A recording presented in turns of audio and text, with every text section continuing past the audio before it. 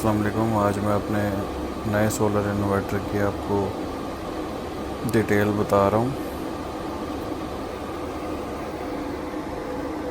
ये जो है ये टेस्ला सोलर वालों का है 5.5 इन्फिनी 5.5 किलोवाट। इस वक्त पीवी से जो आ रहे हैं वो पीवी 1 से जो आ रहे हैं वो 1.5 किलोवाट और पीवी 2 से भी 1.5 किलोवाट। इस इन्वर्टर में डोल पीवी है, इनपुट्स हैं,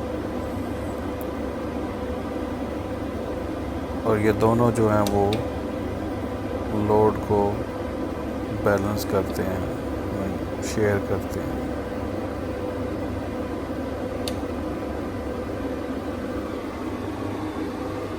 ये साथ एसपीटी लगी हुई है, इन केस कोई सर्ज वगैरह आती है तो ये उसको फ़िल्टर करता है।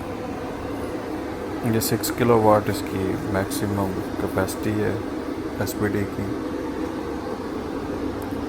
ये इसकी स्पेसिफिकेशंस हैं। ये ऊपर जो है ये एलसीडी की जो कॉन्फ़िगरेशन है, जो सेटिंग है, वो आप किस तरह कर सकते हैं, ये वो बताया गया है। और ये नीचे जो है ये इसकी स्पेसिफिकेशन है। मैक्सिमम पीवी जो है वो 500 वोल्ट हैं, 450 तक चार्ज कंट्रोलर इसको सपोर्ट करता है। मैक्सिमम वोल्ट 5500 वोल्ट्स है।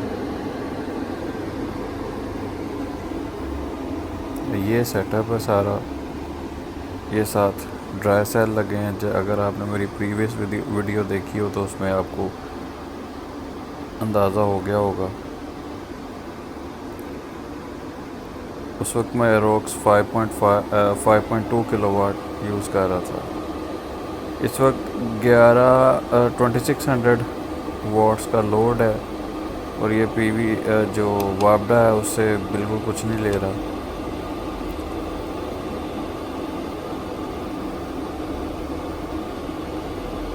सारा जो लोड है वो उसके साथ शेयर कर रहा है।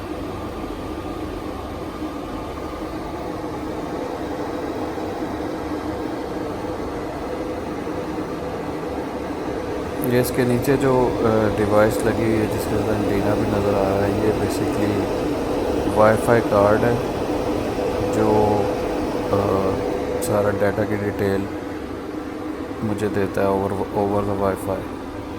इसकी भी वीडियो मैंने बना के रखी, मतलब बना के यूट्यूब पे डाली हुई है। अगर आप देखना चाहें तो वो देख सकते हैं।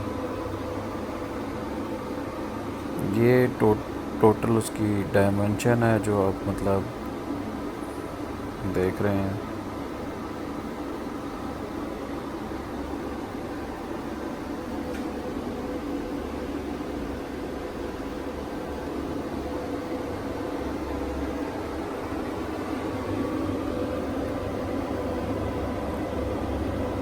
एरोक्स 5.2 किलोवाट मैंने तकरीबन 2 माह यूज़ किया। उसके बाद वो अचानक उसकी एलसीडी जो थी वो ब्लैंक हो गई। पहले वारंटी में उसको भेजा, लेकिन उन्होंने तकरीबन 3 वीक्स लगा दिए। तो क्योंकि मेरा घर में मेरे फादर पेशेंट है, इस वजह से मैं अफोर्ड नहीं कर सकता लाइट को बंद करना, इसलिए मैंने फिर फ़ौरन ये बाय किया। इसकी प्राइस मुझे जो मिली थी उस वक्त तकरीबन 1,55,000 थी। उम्मीद है कि इस वीडियो से आपको इस इन्वर्टर के बारे में कुछ इन्फॉर्मेशन मिली होगी। Thank you.